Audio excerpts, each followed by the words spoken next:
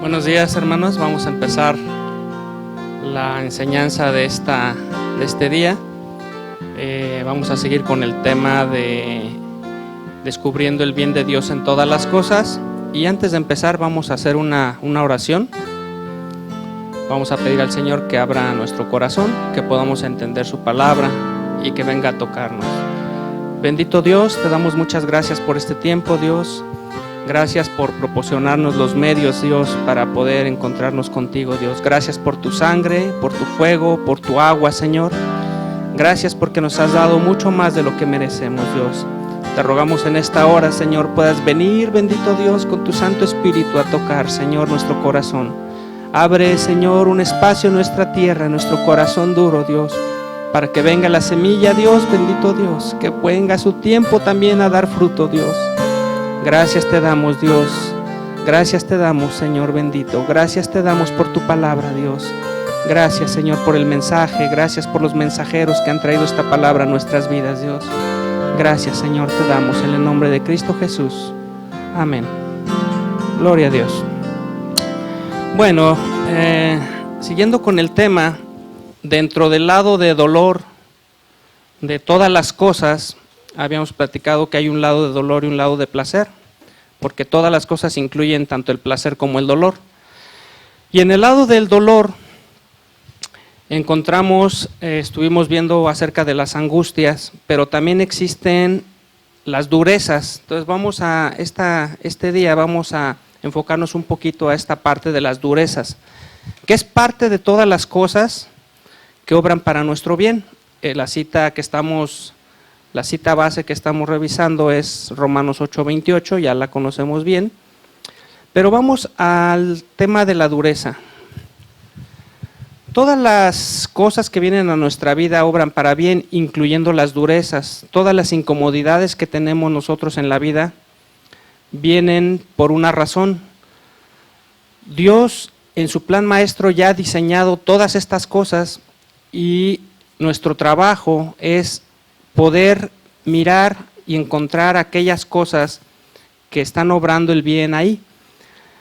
Esto obviamente lleva tiempo. Nosotros tenemos que trabajar en Dios, tener oración, buscar en la palabra y ser sensibles, sobre todo ser sensibles. Esta enseñanza tiene que ver con eso. ¿Qué es algo duro? Algo duro es algo que es impenetrable, algo que es resistente, algo que se resiste, algo que es sólido.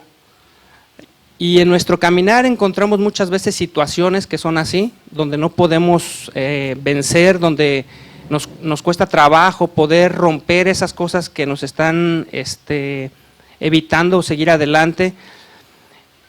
Hay gente también que nos encontramos en el camino que tiene este tipo de dureza, que es muy difícil su trato con ellos, son ásperos, son rudos, pero estas solamente son circunstancias externas a nosotros.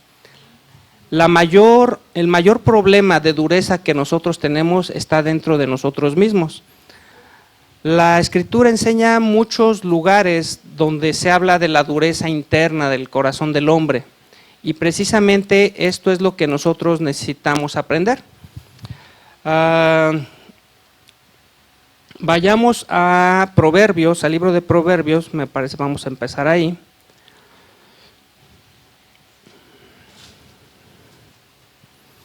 Proverbios 28.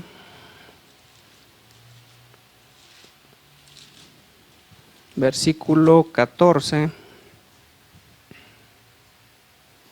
Dice así: Bienaventurado el hombre que siempre está temeroso, mas el que endurece su corazón caerá en mal.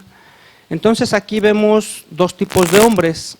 Uno, aquel que endurece su corazón y que está próximo a caer en mal, es lo que dice la palabra de Dios. Y el hombre temeroso. ¿A qué puede temer el hombre? ¿Y a qué se refiere esta cita? Bueno, se refiere a temer al pecado. Temer a pecar, tener un temor reverente a Dios que le evita pecar.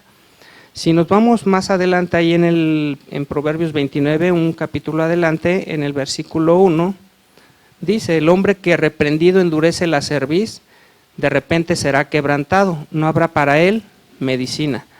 De tal manera que la ley de Dios es quebrantar. La ley de Dios es quebrantar. ¿Cuándo Dios tiene que venir a quebrantarnos? Cuando nosotros endurecemos nuestro corazón.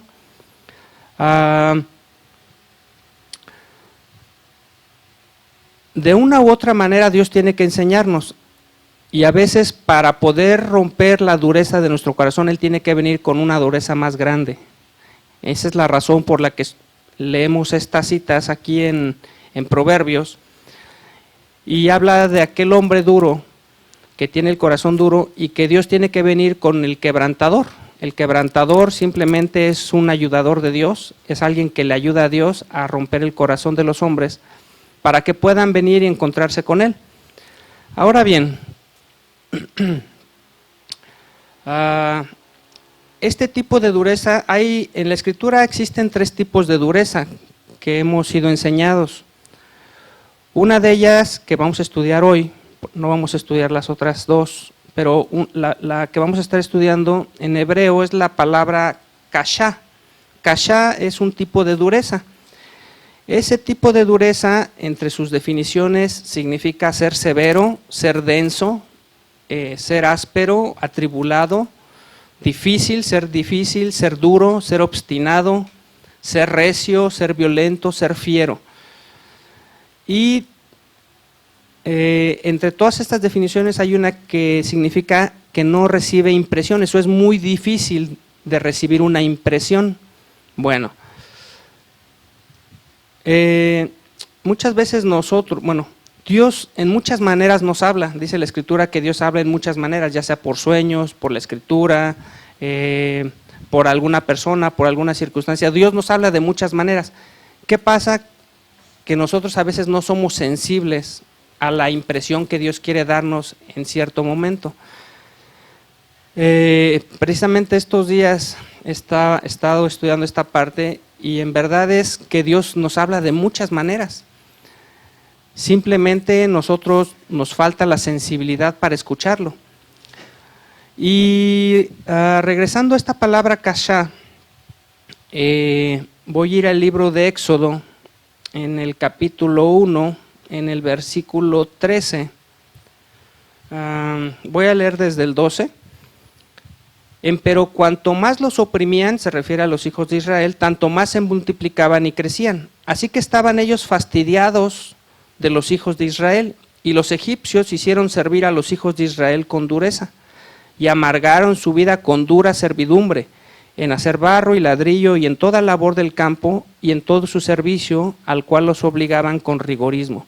Esta palabra que dice en el 14, que los amargaron su vida con dura servidumbre, es la misma palabra kashá. ¿Qué pasa aquí? ¿Por qué Dios tuvo que traer dureza al pueblo de Israel? Porque ellos en realidad tenían también dureza en su corazón. Recordemos, la Escritura dice que Israel era un pueblo de dura cerviz. ¿Cómo Dios vino a trabajar con Israel en este tiempo? A través de traer dureza a su vida. ¿Cómo? A través de los egipcios. Obviamente Dios no solamente trabajó con Israel en un lado de la balanza, pero trabajó con Egipto y con Faraón y su pueblo en el otro lado de la balanza. ¿Por qué digo esto? Porque por una parte Israel necesitaba tener una mayor dureza para que ellos pudieran clamar a Dios. Es decir, hay veces que se necesita la dureza para que nosotros volvamos nuestro rostro a Dios y digamos, no puedo, no tengo, no sé, no soy nada, y entonces tengo que venir y clamar a Dios y decirle, te necesito. Este es el caso de Israel. Israel era un pueblo de dura cerviz, de tal manera que Dios tuvo que usar al pueblo de Egipto, una vez que murió José, para esclavizarlos, traer trabajo duro, y que ellos pudieran internamente sentir la necesidad de clamar. Y entonces dice que el pueblo clamó y Dios lo oyó. Entonces, en un lado de la balanza, Israel tuvo que ser forzado por Dios con dureza para que él pudiera ver su dureza interna y abrirse abrir su corazón y clamar a Dios. Por el otro lado está Faraón y el pueblo de Egipto. Ellos también tenían un corazón duro. De hecho, lo vamos a ver más adelante, cómo Faraón endureció su corazón para no dejar ir a los hijos de Israel, a pesar de todas las señales, las 10 plagas que nosotros leemos ahí en Éxodo. Y a pesar de esas 10 plagas, Faraón endureció su corazón y él nunca pudo clamar a Dios por salvación. Al final, recordemos, pues ellos fueron hundidos en el Mar Rojo, porque hasta el final, hasta el último instante, ellos se abalanzaron contra los hijos de Israel para tratar de matarlos. Ahora bien, quiero ir un poco más adelante en el libro de... bueno, antes de pasar ahí en el mismo capítulo 1, voy a irme un poquito más atrás en el versículo 6, y murió José y todos sus hermanos y toda aquella generación. Hasta este momento todavía no eran esclavos, ¿verdad? Pero después de que murió José, el pueblo de Egipto empezó a esclavizar a los hijos de Israel, y dice en el 7, y los hijos de Israel crecieron y multiplicaron y fueron aumentados y corroborados en extremo, y llenóse la tierra de ellos. ¿Qué otra cosa encontramos aquí en el tiempo de dureza? Por un lado, la dureza nos hace clamar a Dios. Por otro lado, nos hace multiplicar. Es decir, en medio de la dureza que había, recordemos la historia de las parteras, que Faraón envió a que mataran a los hijos varones de las mujeres hebreas, y dice la escritura que cuando llegaban las parteras, pues las mujeres judías, hebreas, eran más fuertes, dice, y parían antes de que llegaran las parteras, entonces ya no podían matar a los hijos. Bueno, cuenta la historia judía que no solamente las mujeres hebreas eran más fuertes para dar a luz y ya no esperaban a las parteras y por lo tanto no podían matar a los hijos, parían de 1, de 2, de 3, de 4, y cuenta la historia judía que parían hasta de 6. ¿Por qué dice eso? Porque precisamente el versículo que leemos aquí, si lo pudiéramos leer en hebreo, hay 6 palabras diferentes que hablan acerca de multiplicar o de generar o de multiplicar. Y dice, los hijos de Israel crecieron, esa es una, multiplicaron, fueron aumentados, se corroboraron en extremo y llenóse la tierra. Entonces, de esta cita, los judíos en su historia narran que precisamente las mujeres hebreas no solamente eran más fuertes para parir más rápido, sino que tenían no nada más un hijo, tenían más hijos en un solo parto. Entonces, todo eso que hizo, que aumentó la población, o sea, en medio de la dureza del pueblo de Israel en Egipto, el pueblo se multiplicó. Entonces, ¿qué quiere decir esto? Que la dureza que trae Dios a nuestra vida, uno, es para mostrarnos nuestra propia dureza y romper esa dureza para nosotros clamar a Él. Pero además, en la misma dureza, Dios nos da la posibilidad de crecer, de aumentarnos. Entonces, así como sucedió al pueblo de Israel, así también sucede en nuestra vida. Quiero ir más adelante, quiero tocar un poquito el tema de Faraón. Por un lado está Dios trabajando con dureza en el pueblo de Israel, pero por el otro lado, Dios está trabajando en Faraón. Vamos al capítulo 6 de Éxodo, allá adelantito, y dice así. En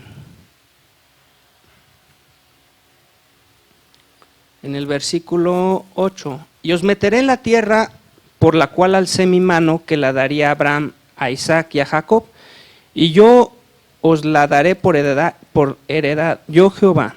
De esta manera habló Moisés a los hijos de Israel, mas ellos no escuchaban a Moisés, a causa de la dura congoja y de la dura servidumbre.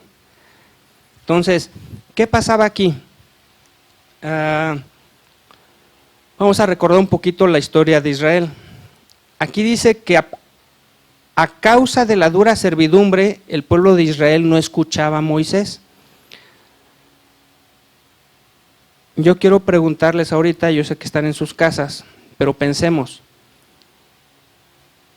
Cuando el pueblo de Israel salió de Egipto y atravesaron el Mar Rojo y del otro lado empezaron a cantar cómo Dios los había liberado, inmediatamente adelante y durante mucho tiempo en sus jornadas, el pueblo de Israel se estuvo quejando y quejando y quejando y quejando, a pesar de que Dios ya había mostrado al menos 10 señales en Egipto, todavía sin salir. Milagrosamente salió con mano fuerte de Egipto, pero el pueblo de Israel seguía todavía con su dureza. ¿Qué pasa aquí? Que a veces esa dureza no terminamos de quitarla, y esa misma dureza que nosotros no entregamos a Dios nos va a hacer tropezarnos más adelante en el desierto. En el desierto Israel ya era una nación libre, mas sin embargo seguía teniendo su dureza. Hay una cita interesante en el libro de Números. Vamos al libro de Números, en el capítulo 14, Números capítulo 14,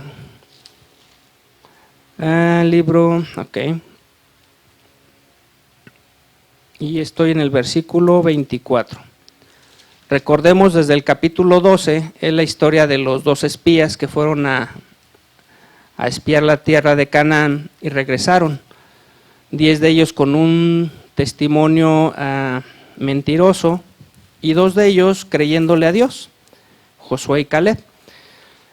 Y Dios da testimonio de Caleb en el versículo 24 del capítulo 14 y dice: empero mi siervo Caleb, por cuanto hubo en él otro espíritu y cumplió de ir en pos de mí, yo le meteré en la tierra donde entró y su simiente la recibirá en heredad.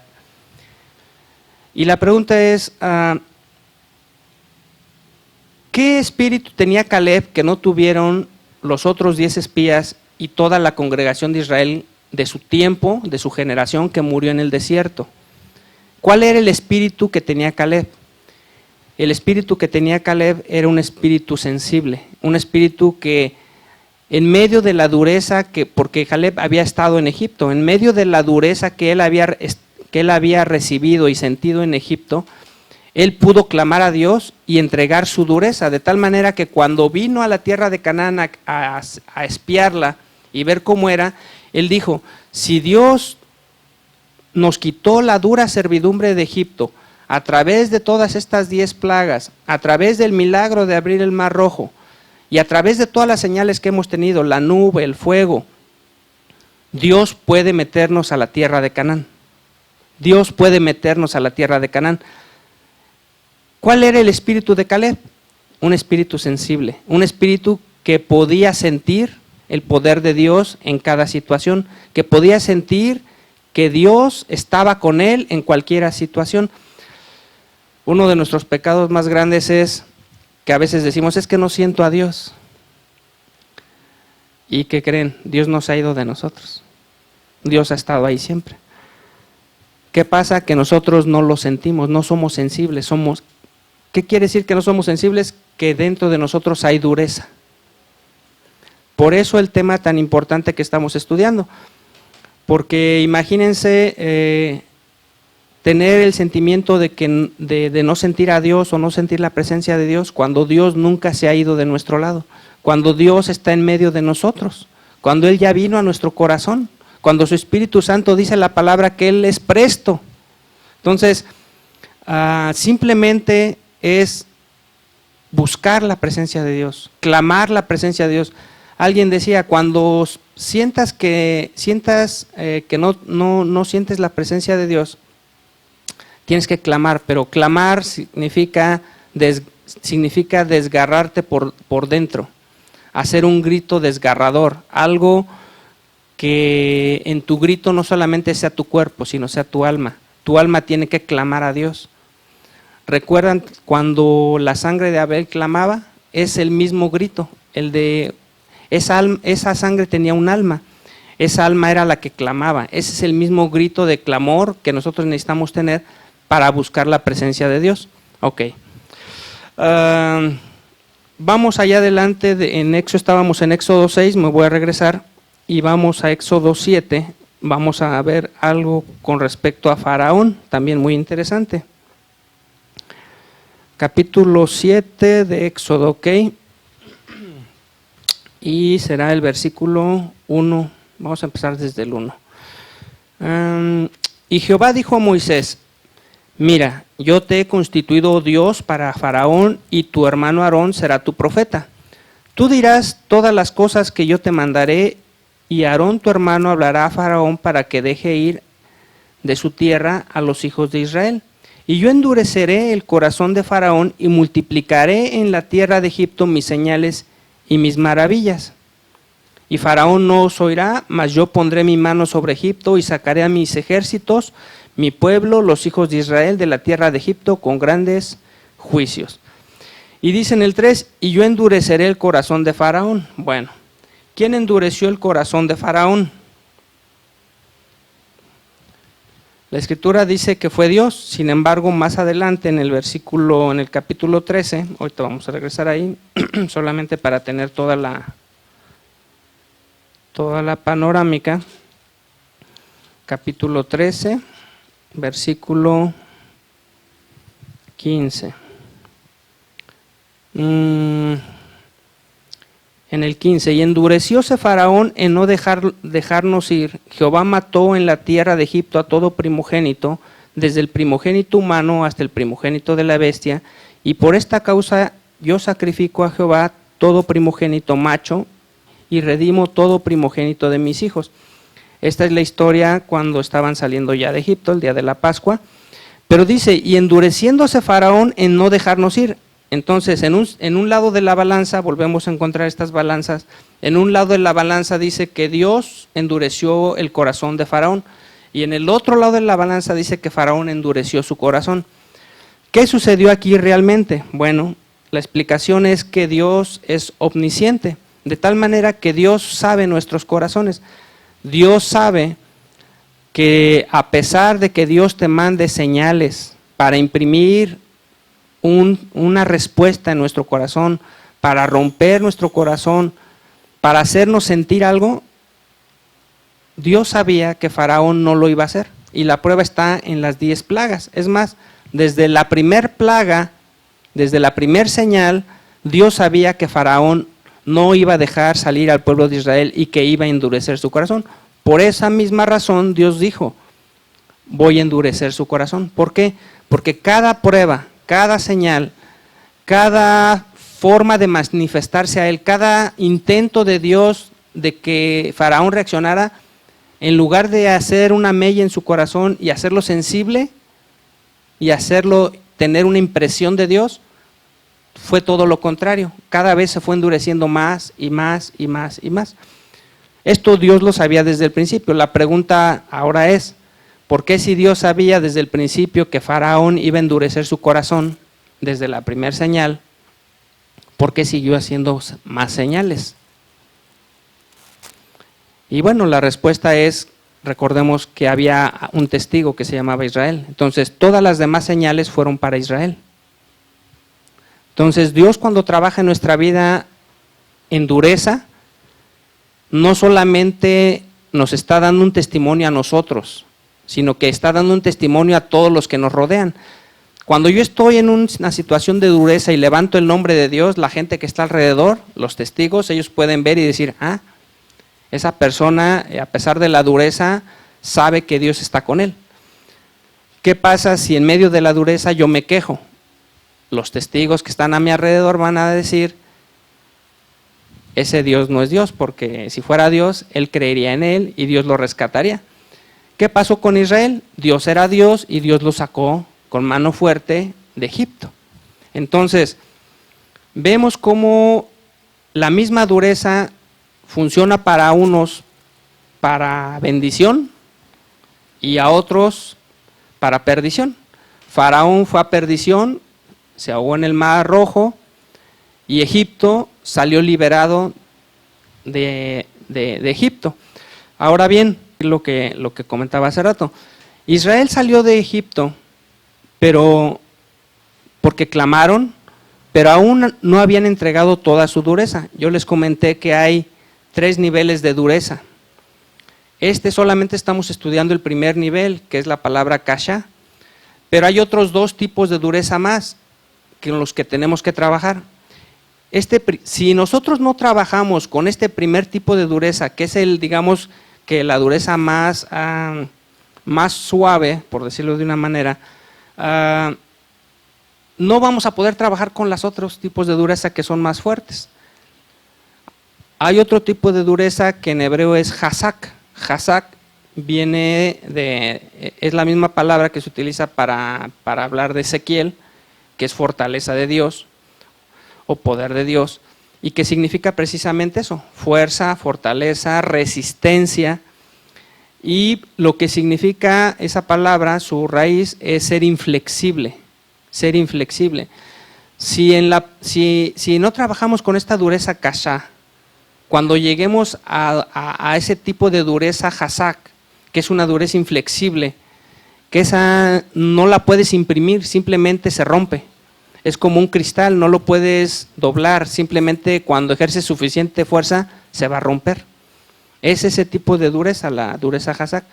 Y después de esa todavía viene otra dureza, no vamos a hablar tampoco de esa, que es la dureza kabed. Esa dureza kabed, como pueden escuchar, viene de kabod, de la gloria kabod. Y es una dureza que es pues lo contrario de la gloria kabod. La gloria kabod, entre sus muchos significados, significa ser pesado, ser denso, y significa imprimir, significa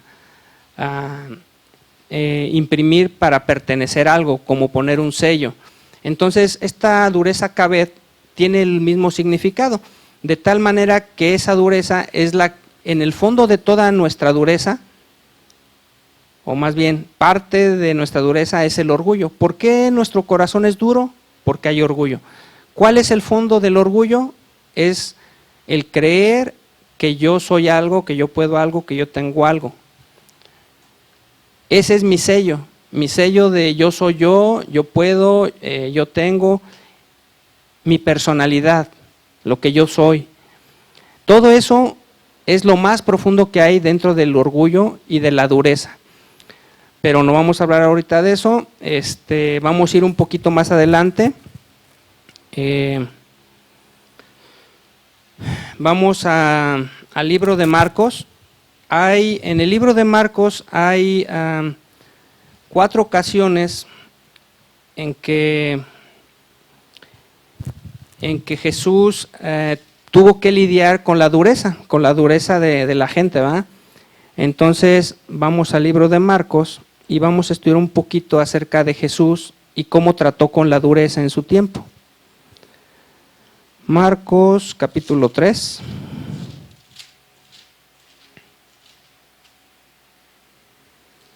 Versículo 5. Bueno, aquí está hablando Jesús en el día de reposo, dice en el versículo 1, que estaba en la sinagoga, y en la sinagoga había un hombre que tenía una mano seca. Y toda la gente que estaba en la sinagoga, empezando por los fariseos, dice que le acechaban para ver si en el día de sábado le iba a sanar a esta persona con la mano seca, para acusarle. Entonces dijo al hombre que tenía la mano seca: levántate en medio. Y lo puso en medio de la sinagoga y le dijo: ¿es lícito hacer bien en sábado o hacer mal? ¿Salvar la vida o quitarla? Mas ellos callaban. Y mirándolos alrededor con enojo, condoliéndose de la ceguedad de su corazón, dice al hombre: extiende tu mano. Y le extendió, y su mano fue restituida sana. Fíjense cómo Dios trabaja. El hombre tenía una mano seca, una mano, por decirlo así, dura, que no la podía mover. Y los fariseos tenían un corazón duro.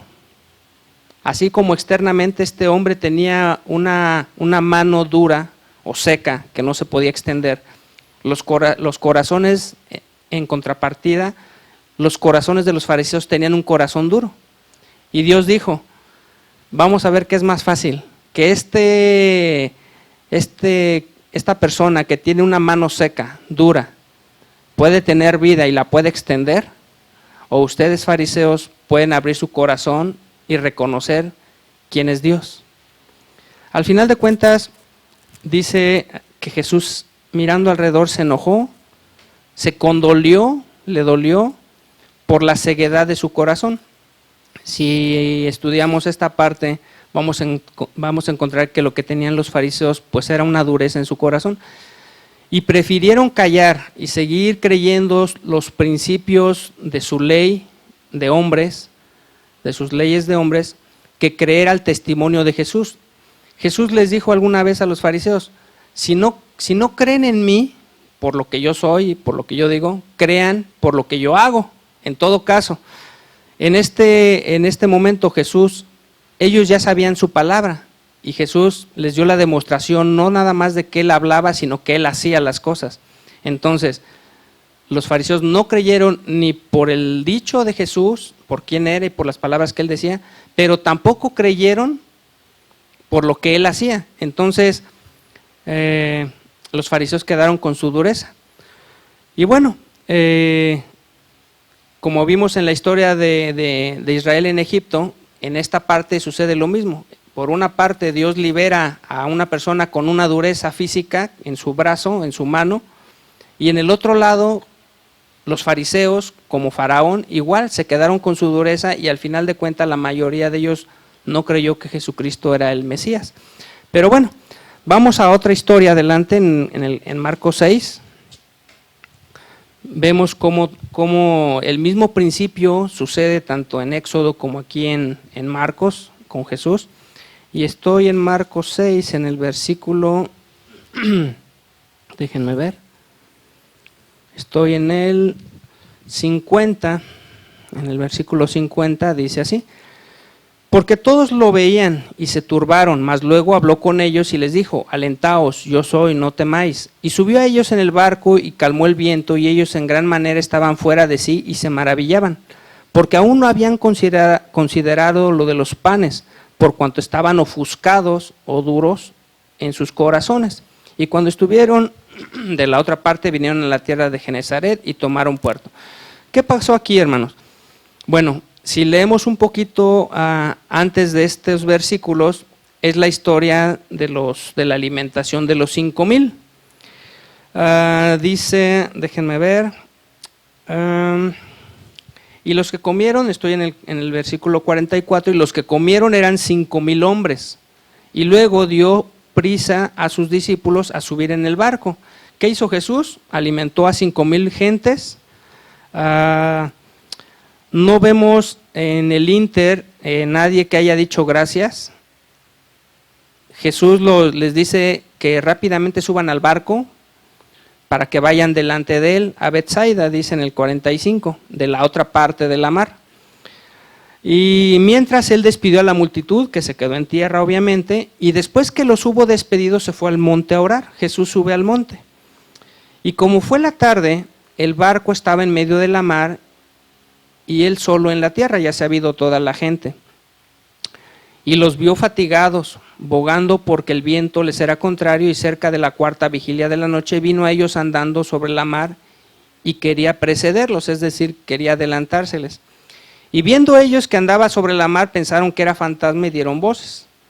Y luego ya viene aquí lo que leímos nosotros, que les dice, no se preocupen, no se turben, soy yo, no temáis. Y subió con ellos en el barco y calmó el viento, y ellos en gran manera estaban fuera de sí y se maravillaban, porque aún no habían considerado lo de los panes. Aquí está la respuesta de esto, en el 52, porque aún no habían considerado lo de los panes por cuanto estaban ofuscados o duros en sus corazones. ¿Qué significa eso, que no habían considerado lo de los panes? Porque los discípulos todavía no procesaban, por decirlo así, lo que había pasado ese mismo día, cuando Jesús alimentó a los 5,000. Esa fue probablemente uno de los mayores milagros. No podemos medir los milagros, pero este milagro de alimentar a 5,000 personas con solamente 2 peces y 5 panes, pues es un milagro muy grande. Los discípulos, ni nadie aquí en la Escritura encontramos que haya reconocido este milagro. ¿Qué pasa? Cuando ellos más adelante están en peligro y con los vientos contrarios en medio de la mar, viene Jesús y lo que hace es que mengua o disminuye los vientos. Pero ellos no podían entender esto. ¿Por qué? Porque en una parte de la balanza ellos no creyeron cuando Jesús aumentó, por decirlo así, o fructificó los panes y los peces. Ellos no pudieron dar gracias en esa parte, no pudieron aceptarlo, de tal manera que cuando vino la otra parte, cuando Jesús hizo lo contrario, disminuir los vientos y poner la paz, ellos tampoco lo pudieran aceptar. ¿Por qué? Porque tenían endurecido su corazón. ¿Qué pasa? Cuando nosotros no damos gracias, cuando nosotros no aceptamos las bondades de Dios en nuestra vida, que aparentemente son el diario o lo cotidiano en nuestra vida, no podemos tampoco agradecer ni aceptar los milagros de Dios que puede hacer Dios en nuestra vida. ¿A qué me refiero? El tener un trabajo, el tener una vida, el tener una casa, el tener ropa, el tener una escuela, el tener muchas de estas cosas que parece ser cotidiano y que nuestra vida es cotidiana, nos hace ser malagradecidos de tal manera que cuando vienen los milagros de Dios no podemos creerlos, como les pasó a ellos. ¿Por qué? Porque tenían endurecido su corazón. ¿Por qué? Por la incredulidad. Vamos adelante.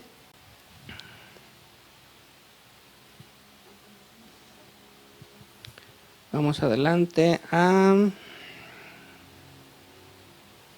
el capítulo 8. Capítulo 8, versículo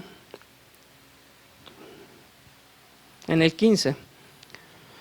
Y les mandó diciendo: mirad, guardaos de la levadura de los fariseos y de la levadura de Herodes. Y altercaban los unos con los otros diciendo: pan no tenemos. Y como Jesús lo entendió, les dice: ¿qué altercáis porque no tenéis pan? ¿No consideráis ni entendéis? ¿Aún tenéis endurecido vuestro corazón? Teniendo ojos no veis y teniendo oídos no oís, y no os acordáis cuando partí los 5,000 panes entre 5,000, ¿cuántas espuestas llenas de los pedazos alcanzasteis? Y ellos dijeron 12. Y cuando los 7 panes entre 4,000, ¿cuántas espuertas llenas de los pedazos alzasteis? Y ellos dijeron 7. Y les dijo: ¿cómo aún no entendéis? Fíjense cómo todavía hasta aquí nuevamente, cuando Jesús les empieza a hablar de la levadura de los fariseos y la levadura de Herodes, nuevamente Jesús les recuerda otra vez lo mismo, porque ustedes no creyeron el milagro que hice de la multiplicación de los panes, de la multiplicación de los panes y los peces con los 5,000, la multiplicación de los panes y los peces con los 4,000, y que aún todavía sobraron 12 canastas en uno y 7 canastas en el otro. Aún así todavía no entendéis, dice en el 21, y les dijo: ¿cómo aún no entendéis? ¿Por qué? Porque ellos todavía no aceptaban eso. Nosotros aquí estamos construyendo el templo, estamos aquí un poquito apretados en la iglesia, porque ahorita está todo cimbrado, porque acabamos de colar la semana pasada el techo o parte del techo de la iglesia. Y yo no soy el que llevo las finanzas, pero yo sé que Dios ha multiplicado lo que muchos hermanos han dado para que se pueda llevar a cabo esto, cosa que cuando todavía no empezábamos se veía algo muy imposible. Sin embargo, muchos creímos en Dios, en que lo iba a hacer, y ahorita pues ya llevamos una buena parte, y inclusive últimamente platicando con el pastor Héctor, pues la mayoría de los que han dado y que han visto ya lo que se ha hecho dicen: vamos para adelante, vamos a terminar la obra, vamos a terminarla. ¿Por qué? Porque ya vimos cómo Dios ha multiplicado, cómo Dios nos ha prosperado. Entonces, sucede lo mismo aquí. Los discípulos todavía no procesaban la multiplicación de los panes, no podían entender todavía acerca de la levadura. ¿Qué significaba la levadura? Pues las doctrinas falsas de los fariseos.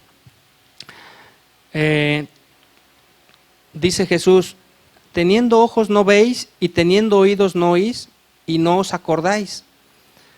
¿Qué pasa cuando viene esta dureza a nuestro corazón? No vemos, no oímos y no recordamos.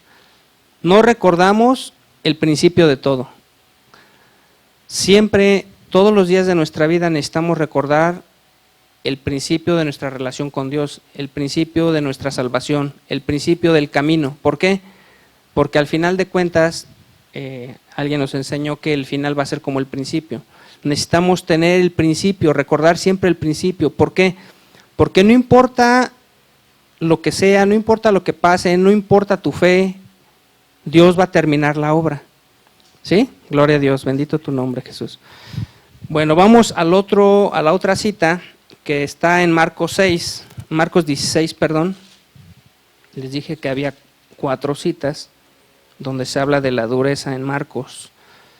Marcos 16, versículo 11.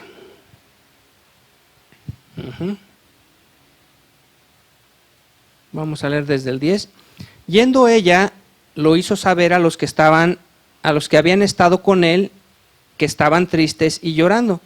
Y ellos, como oyeron que vivía y que había sido visto de ella, no le creyeron, mas después apareció en otra forma a 2 de ellos, que iban caminando yendo al campo. Y ellos fueron y lo hicieron saber a los otros, y aún ni a ellos creyeron. Finalmente se apareció a los 11 mismos, estando sentados a la mesa, y censuróles su incredulidad y dureza de corazón, que no hubiesen creído a los que le habían visto resucitado. Bueno, ¿qué pasó aquí? Creo que tenemos esperanza. Fíjense, desde el principio los discípulos tenían su corazón duro, había dureza.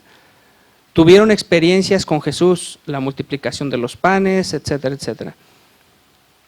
El Señor Jesucristo murió, todos se fueron excepto Juan, resucitó y sabemos que la primera persona a quien se apareció fue a María Magdalena, de hecho está en el versículo 9 que no leímos. Dice así, mas como Jesús resucitó por la mañana el primer día de la semana, apareció primeramente a María Magdalena, de la cual había echado 7 demonios. Yo les comenté que la dureza es un ingrediente necesario del orgullo. ¿Qué dice el orgullo? ¿O qué dijo el orgullo de los discípulos?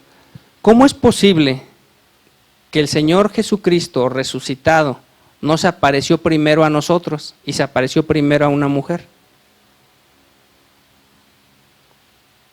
No creyeron a las palabras de María Magdalena. Dice, y yendo ella, o sea María Magdalena, les hizo saber lo que había estado con él, que había estado y hablado con el Señor Jesucristo. ¿Y qué hicieron ellos? Y ellos, como oyeron que vivía y que había sido visto de ella, no le creyeron. ¿Por qué? No porque no creyeran que había resucitado. El problema aquí no es que ellos no creyeran que hubiera resucitado. El problema aquí es que ellos no creían que Jesús resucitado se le hubiera aparecido primero a María Magdalena. El problema era un tema de orgullo, un tema de... Yo creo que yo tengo un más alto rango, un más alto nivel, y Jesús debió aparecerse primero a mí. ¿Por qué no sucedió así? Porque María tenía algo. María era sensible. Ella sí pudo recibir esa impresión. ¿Se acuerdan que yo les decía que la palabra kashá que vimos al principio, uno de sus significados es que no recibe impresiones? Bueno, María Magdalena sí tenía un corazón que podía recibir impresiones. Ella pudo recibir impresiones. Los discípulos no. Y vemos que hasta el final, dice en el 14, finalmente se apareció a los 11 mismos estando sentados a la mesa y censuróles su incredulidad y dureza de corazón, que no hubiesen creído a los que le habían visto resucitado. En otras palabras, les dijo, ciertamente había incredulidad, pero también había dureza. ¿Dureza por qué? Porque no podían aceptar que Jesús hubiera padecido primero a una mujer. a María Magdalena. ¿Qué pasa con todos los discípulos? Todos los discípulos, aún después de la resurrección de Jesús, con toda su dureza, tuvieron que trabajar toda su vida. De ahí en adelante tuvieron que trabajar toda su vida con esta dureza que nosotros traemos.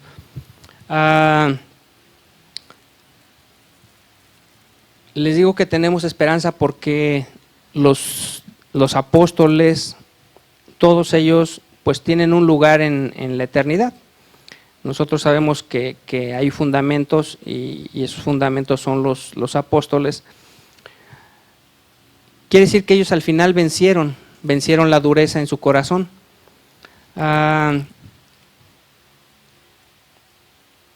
Para terminar, vamos a ver el testimonio que da Pablo, uno de los 12 discípulos, el último. Estoy en el libro de Timoteo, segunda de Timoteo, capítulo 2, versículo 3. Voy a leer desde el 1. Dice así: Pues tú, hijo mío, obviamente se dirige Pablo a Timoteo, esfuérzate en la gracia que es en Cristo Jesús. Y lo que has oído de mí entre muchos testigos, esto encarga a los hombres fieles que sean idóneos para enseñar también a otros. Tú pues, sufre trabajos como fiel soldado de Jesucristo. Ninguno que milita se embaraza en los negocios de la vida a fin de agradar a aquel que lo tomó por soldado. Y bueno, una de las profesiones más duras en la vida pues es ser soldado. ¿Por qué? Porque muchas veces tienen que estar firmes mucho tiempo, en una misma posición mucho tiempo, en el exterior, en noches, en fríos, en calores. Es probablemente una de las profesiones más duras que hay. Por eso Pablo utilizó esta alegoría para referirse a Timoteo, para que él fuera como un soldado de Jesucristo. ¿Y cómo es un soldado? Sufre trabajos, sufre durezas. Un soldado es uno que milita, que no se involucra en los negocios del mundo porque su capitán es Cristo.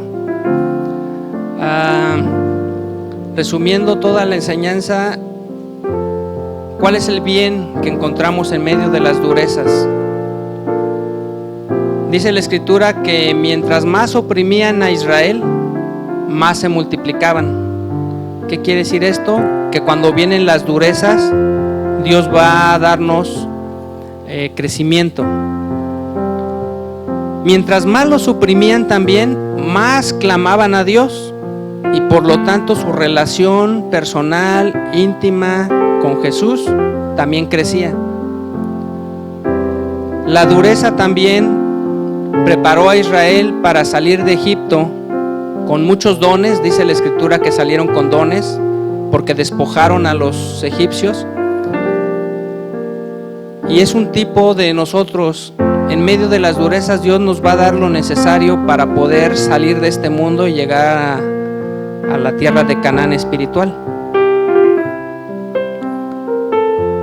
Vamos a orar y pedirle al Señor que nos haga sensibles, que pueda abrir nuestros corazones. Dice en una parte en Ezequiel que Dios un día iba a quitar nuestro corazón de piedra y nos iba a dar un corazón de carne. Bendito Dios, muchas gracias por este tiempo, Señor.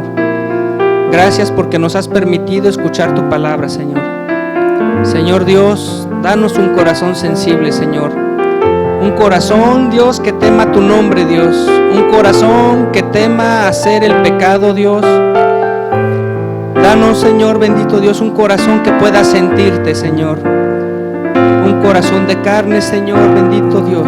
Un corazón que pueda sentir el mover de tu Espíritu Santo, Dios. Un corazón, Dios, que pueda ver, Señor, que pueda escuchar, que pueda recordar, Señor, de dónde nos has traído, Dios, y a dónde nos vas a llevar, Dios. Gracias te damos, Dios, por este tiempo, Señor. Gracias por tu palabra, Dios. Muchas gracias por el mensaje, Señor, y los mensajeros que nos la han traído esta palabra, Dios. Gracias por nuestros pastores, Señor, bendito Dios. Guárdalos y cércalos, Señor. Ayúdalos, Señor. Ayuda a nuestra congregación, Señor, bendito Dios, a seguir edificando esta que es tu templo, Dios. Que pronto podamos volver, Señor, a encontrarnos aquí contigo, Dios. Señor, tú has estado aquí en tu templo en construcción, pero aquí has estado, esta es tu casa, Dios. Gracias, Señor bendito, gracias, Dios. Te bendecimos y te alabamos, Dios, en el nombre de Cristo Jesús. Amén, amén. Gracias, hermanos.